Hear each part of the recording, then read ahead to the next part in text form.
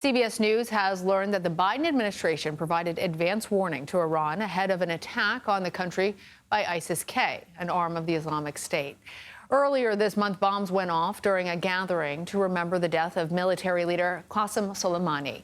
Now, these explosions killed dozens of people, and a U.S. official tells CBS News that the U.S. government warned Iran privately that there was a, quote, terrorist threat within Iranian borders. That official also said, quote, "We provide these warnings in part because we do not want to see innocent lives lost in terror attacks." The Islamic State claimed responsibility for the bombings. For more on this now, I want to bring in CBS News national security correspondent David Martin there at the Pentagon. David, always good to talk to you. So the U.S. says it was following its duty to warn policy. Explain this protocol and when it applies. I will, but first let's realize how extraordinary this is. Those bombs went off at a gathering commemorating the anniversary of the death of a famous Iranian general who had been killed by a U.S. drone. So in Iran, on that particular day, the U.S. was public enemy number one. And on top of that, the U.S. is fighting a proxy war against Iranian-backed militias in Iraq, Syria, and Yemen.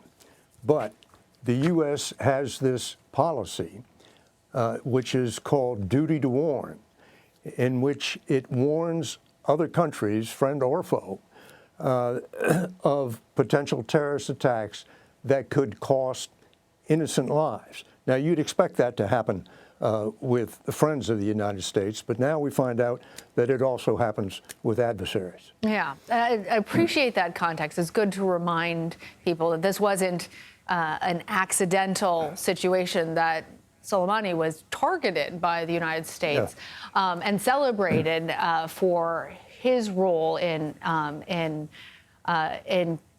what our country views as terror attacks and terrorist planning. But David, I have to ask you about this because there were still massive casualties from that bombing. Do we know what Iran did with that information after the United States warned them? We don't know what Iran did, and we don't know how specific the warning was. Although you would think if you're an Iranian security official and somebody tells you that there is likely to be a terrorist attack inside your country, the first thing you would think of is the large crowd gathered for the anniversary of Qasem Soleimani's death. What we also don't know is whether Iran expressed any gratitude for the heads up. But we do know that the attacks on American troops by Iranian-backed militias continue, and the attacks on American ships by the Iranian-backed Houthis in Yemen continue. So whatever the Iranians did with that warning, it did not buy the U.S. any goodwill. Interesting. What remarkable insight into foreign policy and in an area in which there is so much conflict and the powder keg is still so dry. David Martin, thank you. Sure thing.